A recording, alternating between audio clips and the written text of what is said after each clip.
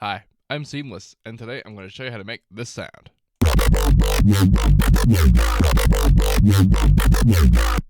Cool stuff. Alright, so this uses some things I don't normally use. There's some filter action going on inside Philter, a big old macro. This is all a big old macro, you can see, because it's just a parameter. And then I'm doing some gross beat shenanigans too to get that kind of Terry thing at the end there. There's a lot of that going on, like even before the distortion and after the distortion, and then even more after the distortion.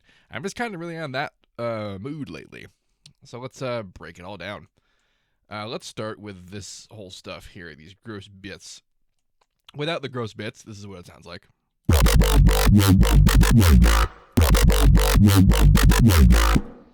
So, you know, it's already kind of already there. And then here's what it sounds like again with it. So I have it linked to the overall macro, and what these last two dudes are doing, number 4 and number 5, or nope, 3 and 4. Number 5 is actually the main macro for the things that are still just more macros, like because the Love Filter and the Sytruses all have macros built into them, so that's just controlling them, and then even more macro being inside them internally. So it's macroception, literally. But those two guys are controlling them as such to control the mix volumes inside them. It's controlling this knob. And these guys are full screen because I was trying to get really, really, really, really small incremental change up here. This looks like a straight flat line up there, but it's not. It's all the way at the top here, and then like one is the pixel down here and over here, and then I control the depth of it with the tension up here. But basically, the idea is that the slide, this is in gross beat, what this line means is how fast it's playing back the audio that's recording inside it. And an angle down means it's going to play it slower. And this line in the background here indicates the angle at which you would need to use to stop it completely. And then if you go beyond that line, it plays it backwards. If you, like, say, for example, play a flat line but start here, it's as if you're playing the sample this amount of time ago, but back here again. And you can use the gross beat to chop up audio as if you're like editing it in real time, which is kind of neat. But you can also do what I'm doing, which is to play it slower and then use the time mix knob here. This is to say that like it's mixing in the dry, not that, and then the changed speed audio. And then the mix is that creates. The mix is what creates the phase cancellation. I don't know what that sentence was gonna say, but damn, it wasn't gonna be that. And so the mixing of it, so when it's 50%, it means it'll really completely do that. But what I've been doing with the macro mix there is that it doesn't go all the way 50%, it only goes to 25%. But so does this other guy. Well, almost all the way there. But the idea here is that we're blending two different kinds of speed and motion to do two different kinds of phase cancellation, and then also the macro is macroing with it, so that means it's actually only happening to the other end of the macro and not to the front end of it. So instead of sounding like a completely like a constant phaser effect, it's actually part of the movement of the macro, even though it's post filter. So it's doing all of this to the filter itself, like to the filtered result before compression, you know, which was also helping because it helps to smash it all together. My original testing was actually to do this after the compression because I believed that I would need to have that there for the tone to still be applied to it, but it's a little more slight than that. So that's kind of how this end is working, these two dudes here. And the thing that this is doing is honestly as if I had just rendered this and played it twice and detuned one of them. That's basically what this effect is, only I'm controlling the dry wet of it in real time. And also, if I really, really felt like being ridiculous, I could automate this thing. This is a real-time pitch changer knob, like basically a mod X speed kind of input, and then that determines how fast or slow it's going to slow the thing down. And you can automate that. And then you could put essentially what this curve is, but as an automation clip, and it will be more or less the same idea. It's not as fast as doing it, like the sharpness and change is not as granular as if you were doing it within gross beat. But for like, you know, flat line things like this, you could do that, and then you could also you could do that, but then change where it is with an automation clip, but not having to have more than one of these, because that result is always going to sound like that in the position it's doing, because unlike real phase cancellation, which requires that the tone actually begins to phase cancel, it's beginning where that is in time already. So that means that it's essentially like playing the audio already out of phase, which is why it'll always kind of rigidly sound that way. And then if I were to like repeat this over here, it'd be repeating essentially that pattern of phase cancellation, which I change the pattern here if I felt like, or like I said, automate this thing. Big old explanation for some simple stuff. Ha ha ha ha ha. Welcome to the Seamless channel. Anyway, after that, rather before that, I guess we're doing this backwards, is the love filter. Here's what it sounds like, let's see, let's get rid of, I guess, these two dudes again. Here's what it sounds like with a love filter.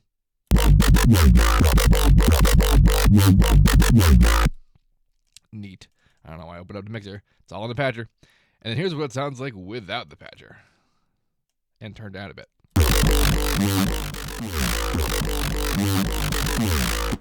So right now the compression is meaningless because the setting isn't like applied to any of this. So like just to go over what I'm doing in here, like this looks kind of complex, but it's really super it just results in being OTTE kind of 3-banding it.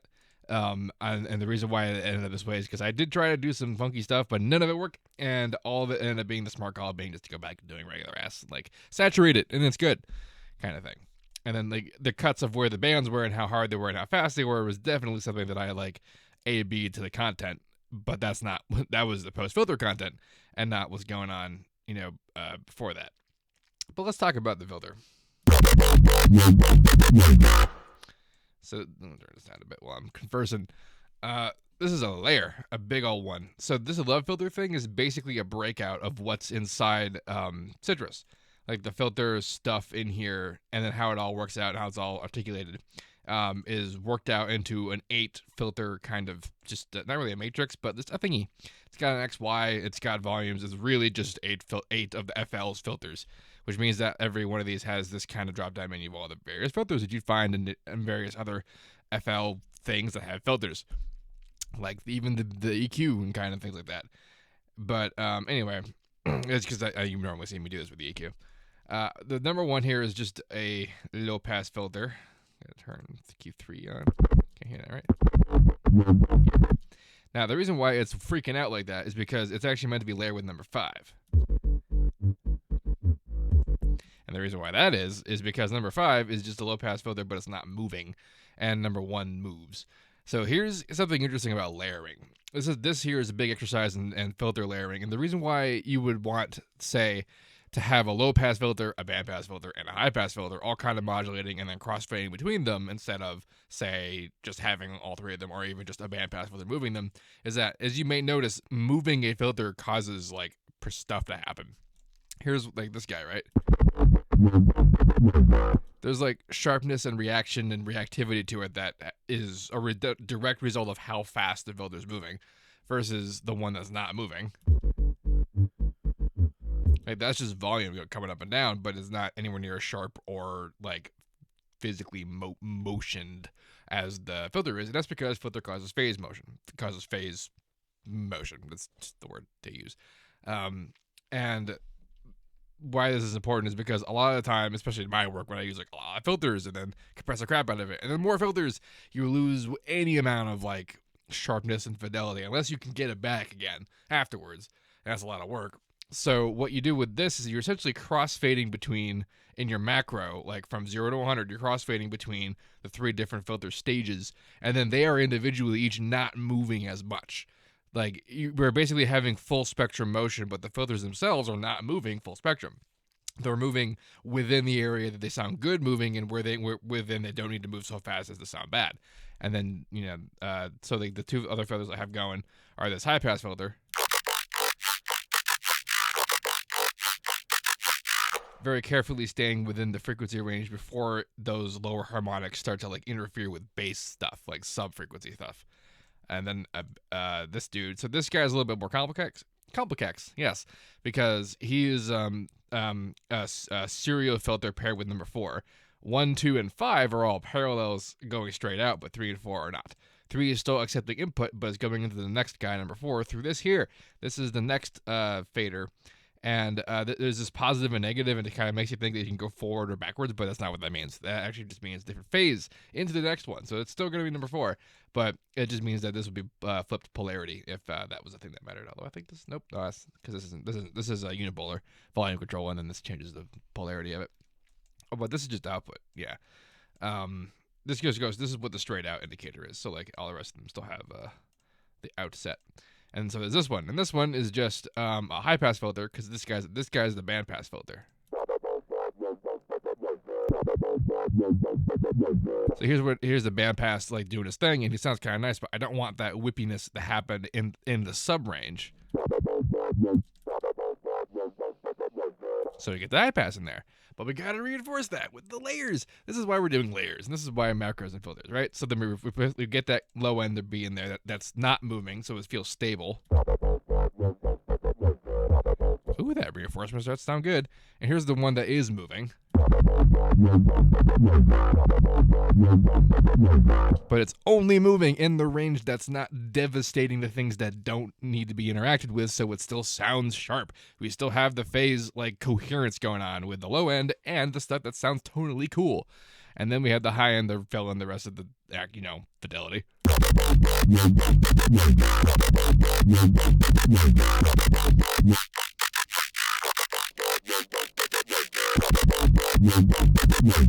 So this was the original filter configuration before I added number 5, which was just a constant sub low end reinforcement.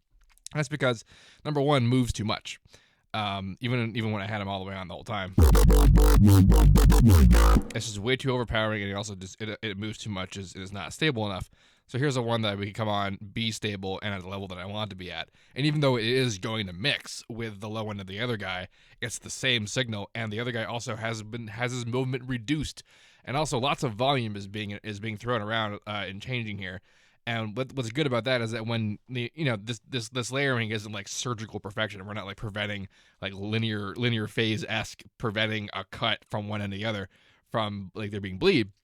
But with the fading of the volume on these individual filters, it's preventing that bleed from like having like any kind of bad result if there was going to be one.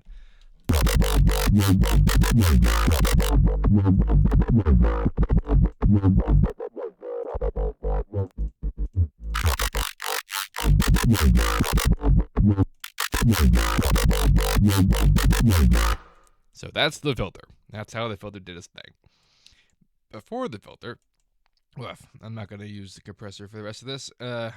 We have the reverb and the delay. They're both being modulated. The reverb has its wet do its thing, and I think also the delay has wet being modulated.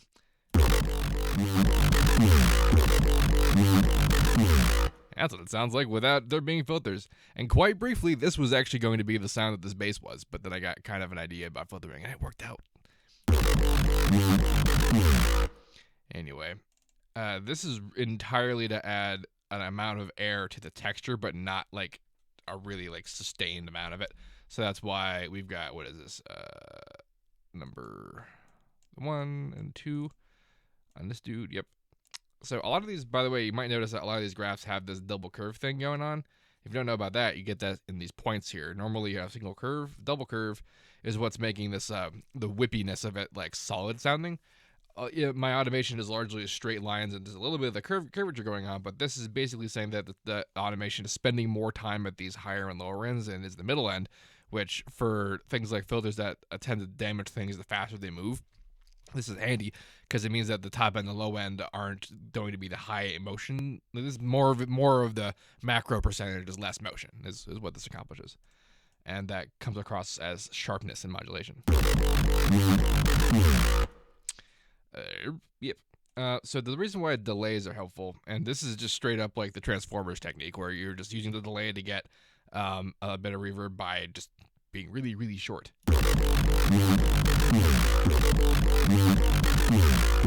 So I have the wet turned down over here, and also being modulated, which is nice because you could do. I can go like really high on it. But that effect is a little too like harsh and apparent. Also, the lower the value of speed, which is actually the higher number, like the higher millisecond, longer the time it takes, the bigger the delay is. Because right now I'm using stereo delay, so it's bouncing it right left, and that's the sort of like the Haas effect when you're doing it this fast. And that's like the strongest, most immediate stereo effect you can get on a thing. It's usually really imbalanced, but there's a diffusion thing built in. And this is basically a kind of modulation of the various things in it to make it feel a little bit more spread. I'm also high passing it in the feedback so that it's not interacting poorly with the low end stuff. I'm also modulating it there also with its internal LFO. So there's just lots of modulation and changing and airing occurring. And that's sort of what the purpose of this guy is.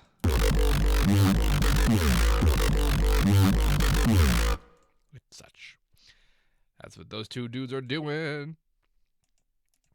And before that is a split layer. So originally this was going to be, these two guys were more or less identical. And they're basically still the same patch, but there's some important differences between them. But the thing that determined what they are now is that this one is more low end focused and this one is more high end focused. And so I determined that, and also the distortion types, that they be somewhat related to that. And then the end of that is just that they're focused more for what they're for, so there's less interaction of like because when you I'll show like this layer by itself actually. So here's this guy. Here's this guy. And like here's what it sounded like without the EQing. That's still pretty basic and round. And that top end, while smooth and like solid, it doesn't have the bite to it. And this top end of this guy does, which is this mount. Which before that sounds like this. Before that sounds like this. Mostly just simplifying it.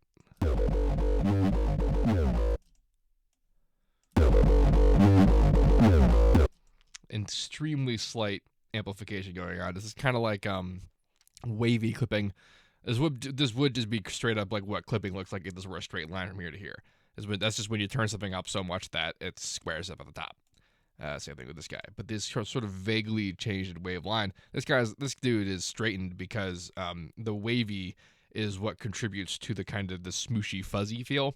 And then the straight lines contribute to the being like more kind of top end sharpness. And that, of course, depends entirely on the content going in and ahead of it. And this guy has the low end diminished so that low sine wave area of that subfrequency doesn't impart itself too heavily onto here, which, regardless of whatever shape is happening here, would force it to sound a certain way. Same thing with this guy. It has his low end more focused, and the rest of the harmonics are a little more diminished. I think I'm also doing something different here about that. We'll find out in a second. Yeah, these two wave shapers aren't super complex, and the ECQs aren't super complex. But now we can talk about the source Sytruses. Here's the top end dude.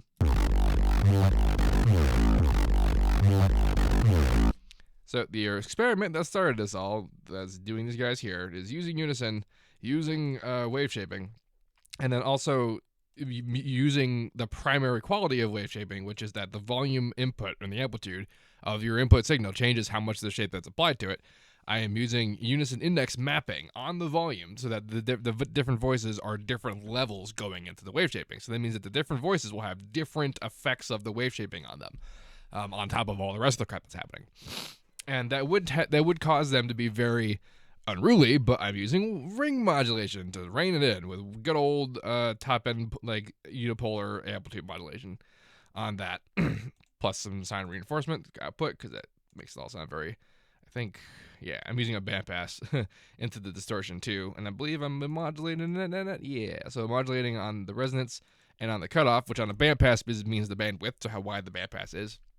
And then I'm also modulating. What else am I modulating? Nothing. Oh, I have a key. The filter changes on the key input very slightly. It's like super slightly. I'm not even sure why I did that. Yeah. And then on individual dudes, I'm also modulating things like volume on the output bass. I do things like this on macros because it doesn't feel as good when like there's tones that are solid across like outside of a full 100 to 0 like modulation. So that when you go down to 0, I want it to be zeroed. That's what I tend to want. Like sometimes it's still going to add up. Like some things are going to be on, some things are going to be. This one turns off only when you go all the way down. So like it's different for different like voices. How much what voice you want represented in that case. This is number 4. It's just a sub coming out. Anyway, let's talk about what this ring modulation does. This is what it sounds like. Oh yeah, so this is filtering, right, going into the wave shaping. Oh yeah, and all of it's being unison, right? And this you should be recognizing this by now. Like the idea that it's just copying it 7 times and it's changing the starting phase and the pitch of each of them, and that causes the phase cancellation that you were hearing now.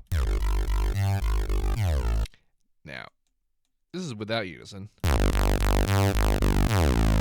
Now we're still hearing ridiculous happening, and that's because this dude is a different pitch. You can't tell because it says 28, but this change of the window here is what's causing it to move. But without it, that's the waveform that we're using.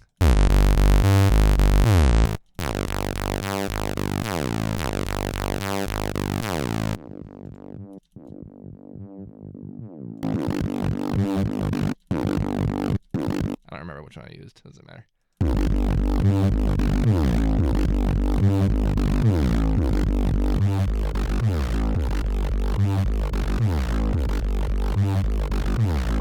So that's the beginning. That was the beginning of this guy. And then that guy got EQ'd into this. And like that choice to put this big ass peak here was entirely something I did listening to what it sounded like inside the distortion. And then that's just a high pass to this dude. So what about this guy? So what this is about is the phase change. So I'm using the same basic idea of the ring modulation here, and this was something that I had originally was automating, but so like the tone of it, like because the other guy sounds sharp the way he did where it began, and then it was an event, like a single event kind of thing in the oscillation, which meant that there was a part of the oscillation that was sharp and a part of it that was dark. And if you change the starting phase of where this thing is, they'll change which part of it is the part that it shows. And this one is just showing the dark side. Also, it's a square. More of a square. Oh wait, is it octaved up? Nope, it's just squared. And then this dude is still, oh, it's a higher frequency bandpass.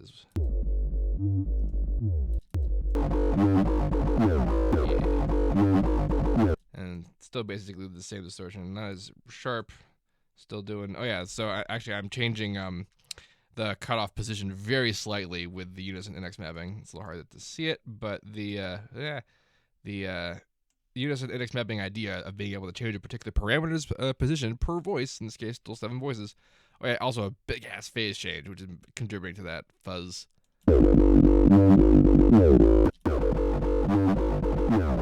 With the 7 voices doing that in there, yeah.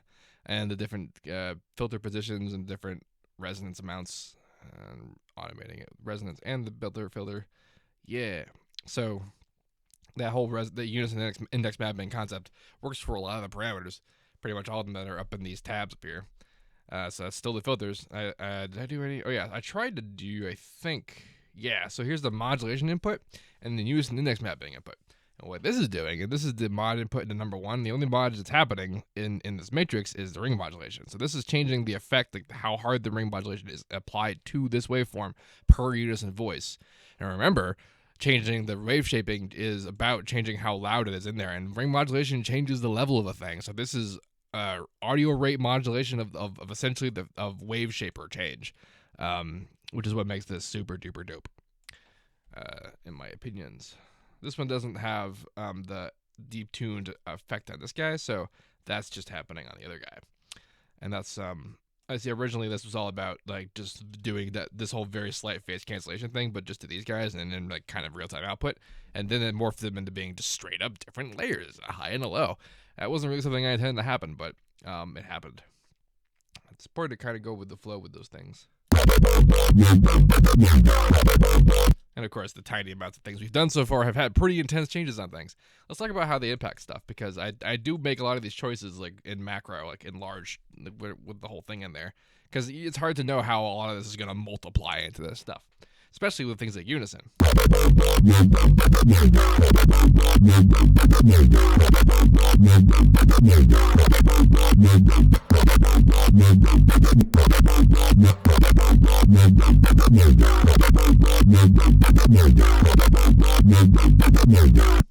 Kind of like that one. Yeah. So that was mostly, that was all these guys. I don't think I messed with any of these in a negative way. Nope, I didn't touch any of them at all. So it was entirely these two that, like, those Unison changes that I messed with that determined the change in the tone in this guy. And I say a lot that changing those particular parameters yields many different changes, and that was an example of how. But yeah, I'm gonna put this guy up for download in the description of this video. If you have any questions about this, please let me know. Don't forget to like, comment, subscribe, and all that good stuff. And as usual, have a nice day.